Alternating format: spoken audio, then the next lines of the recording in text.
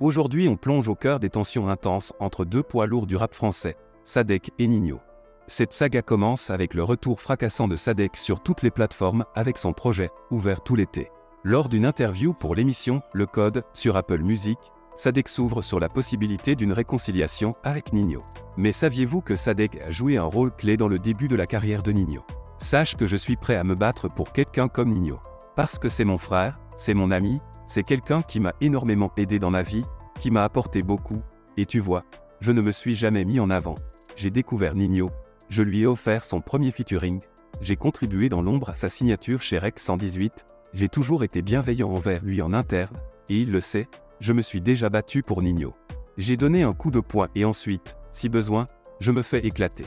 Je ne suis pas le meilleur bagarreur du monde, mais Ninho, c'est mon frère. Personne ne le touche, personne ne parle, que ce soit dans ma cité ou n'importe où. Sadek, très actif, répond aux critiques avec une franchise désarmante. Il révèle même des détails sur les coulisses de l'industrie musicale. Ça a commencé après que j'ai su qu'il le faisait. D'où tu crois que viennent les vocaux où je dis que j'ai envie de mettre une balle dans la tête à Booba?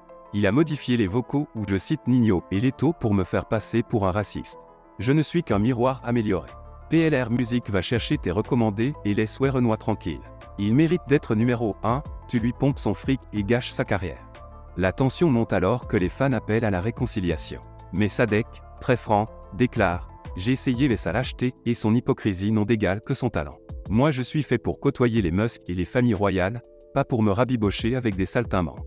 Si ça intéresse quelqu'un, c'est 20 millions d'euros.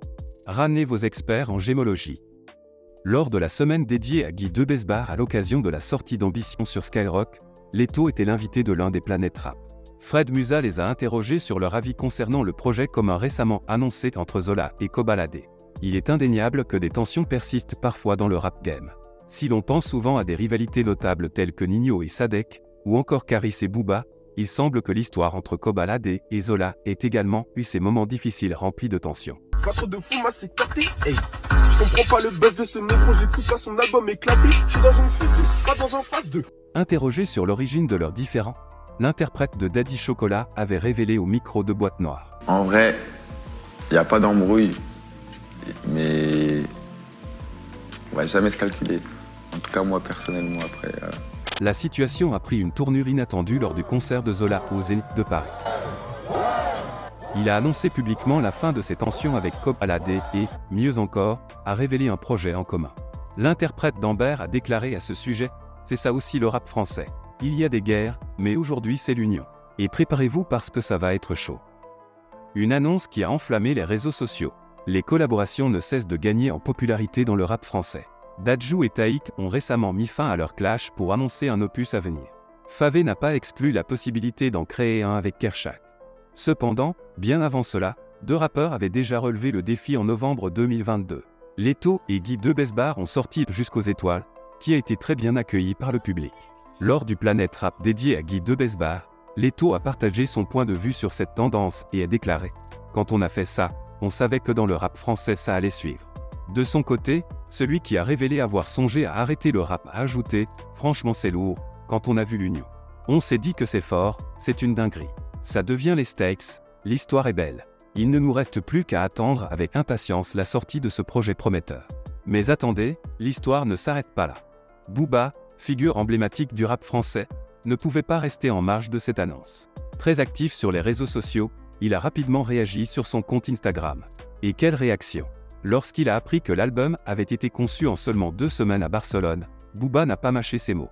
Il a exprimé ses doutes sur la qualité d'un projet réalisé dans un délai aussi court. Écrire un album en 2 semaines sous Jack, Pilon, rien de mieux pour pondre une grosse merde auditive.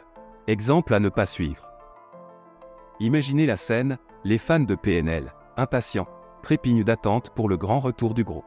Et soudain, une révélation surprenante de DJ Snake électrise l'atmosphère.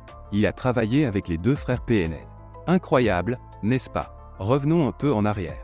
La pandémie du coronavirus a bouleversé nos vies, y compris celle des artistes. PNL, après le succès de leur album « Deux frères » en 2019, a dû reporter ses tournées.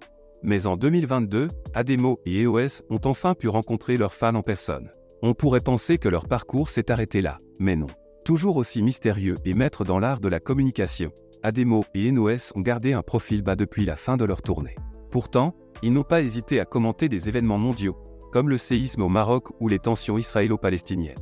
NOS a même gravi la Tour Eiffel pour partager un message fort. Mais Ademo, lui, veut aller plus loin que de simples posts sur les réseaux sociaux.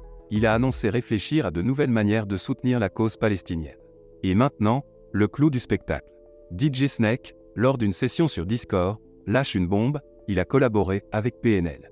Les fans sont en ébullition, spéculant sur la nature de cette collaboration. S'agit-il d'un remix ou d'une nouvelle chanson? 4 ans après leur dernier opus, PNL et DJ Snake s'apprêtent-ils à secouer le monde de la musique? Restez à l'écoute, car quelque chose de grand se prépare. 4 ans après leur album « Deux frères », PNL marque son retour avec le titre « Gaza », en hommage aux victimes du conflit israélo-palestinien.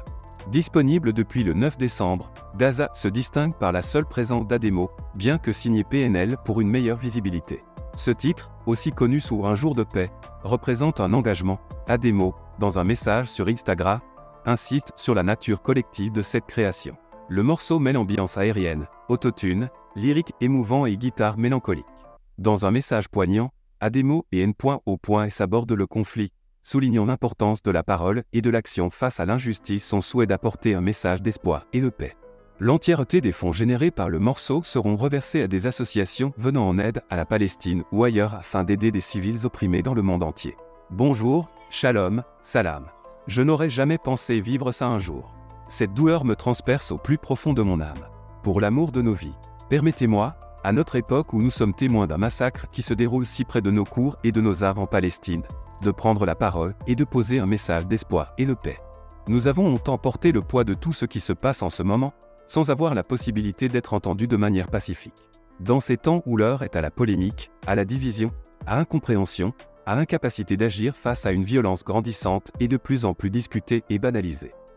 J'ai prié. J'ai demandé au ciel de me guider pour apporter ma pierre à l'édifice sur notre planète bleue. De me guider pour éveiller les âmes, car c'est tous ensemble, unis, que nous arriverons à changer le mal en bien, que ce soit ici ou à des milliers de kilomètres. Ensemble soyons fiers, vous, ma famille, nos proches, ceux qui ont laissé leur âme sur ce morceau, de porter un message au nom de l'humanité, qui, j'espère, nous rassemblera et nous sensibilisera, quelle que soit notre religion, notre couleur de peau ou notre situation sociale. Nous avons décidé de ne pas sortir ce morceau en mon nom, mais au nom des Un jour de paix. Simplement parce que je ne dois pas être considéré comme l'artiste ayant créé cette musique, nous sommes tout le fruit de ce que vous allez écouter aujourd'hui. Gaza, faisant l'objet d'un génocide à l'heure où j'écris ce message, est un exemple de résistance et de foi au nom de tous les opprimés de notre monde. Continuons à prier, à dénoncer, ne fermons jamais les yeux. Aimons-nous vivants, en rêvant d'amour et de paix autant que possible. Au nom de tous les innocents victimes des décisions criminelles prises par nos gouvernements. Ce soir, on aura balancé une prière à une belle étoile. Dieu est grand. Booba a récemment partagé des instants de sa vie sur un yacht, entouré d'amis et de femmes, parmi lesquelles figuraient des personnes transgenres. Cette scène n'est pas passée inaperçue auprès de ses rivaux dans le monde du rap, en particulier Maes, originaire de Sevran, s'est particulièrement intéressé à cette vidéo, révélant sur son compte X l'identité d'une des personnes transgenres, une certaine Nicolas Blazaki. Dans une démarche de défense de Gims, ciblée par les attaques de Booba, Maes poste plusieurs clichés et commentaires, soulignant la présence de personnes transgenres sur le yacht de Booba. La réaction de Gims ne se fait pas attendre. Il questionne Booba sur sa nuit avec Nicolas Blazaki, lui suggérant d'assumer cette relation en 2024. Alors cette nuit avec Nicolas Blazaki. Je comprends pas pourquoi tu refuses d'assumer ça, en 2024 c'est normal. Il y a des lois tout, et ça va pas toucher à ta street cred. PS, il manquait d'Alcim sur votre barque. Maes, déterminé à ne pas laisser retomber l'histoire, partage une photo de Nicolas Blazaki et crée un montage humoristique le surnommant « Saucisseman ». Il interpelle Booba sur les réseaux sociaux, le défiant de répondre à ses provocations et de se présenter à un rendez-vous donné. Booba, quand tu nous répondras pour ton après-midi mi-merguez avec Nicolas Blazaki et quand tu viendras au rendez-vous qu'on te donne, là on pourra reparler. Autre chose, c'est son pourcentage. Booba, connu pour ne jamais reculer devant une confrontation, répond sur X. Il partage la publication de Maes et ajoute un commentaire moqueur, suggérant que Maes semble apprécier ce type de compagnie, tout en renforçant son propre surnom de Saucisseman. Maes, on va t'en présenter quelques-unes, ça a l'air de te plaire petit filou, Saucisseman, débat. Alors oui, j'ai décidé d'annuler la présence de Winnie au Diafa. Parce que déjà, je trouvais que c'était leur sujet. Mais bon, ils n'avaient pas toutes les infos sur Winnie. Donc là, maintenant, ils savent que c'est c'est quelqu'un qui insulte constamment la religion musulmane, les Marocains, les Marocaines, bref. Ils n'étaient pas au courant, donc ils ont dit clairement il n'est pas avec nous, qu'il se mette sur le côté. Petit détail qui a quand même son importance, Winnie n'avait pas de VHR, il est venu par ses propres moyens. Jet Fisher Price.